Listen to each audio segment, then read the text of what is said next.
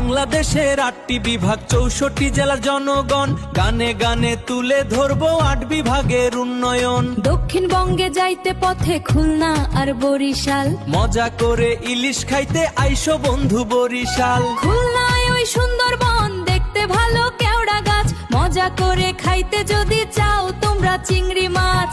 চট্টগ্রাম আইলে পরে দেখবা পাহাড় পর্বত, খাওয়াবো ওই রাঙ্গামাটি আনারসের শরবত। রংপুরের তামাক সেরা আরো আলুর ডাইল, একবার যদি খাও তুমি খাইবা আবার কাইল।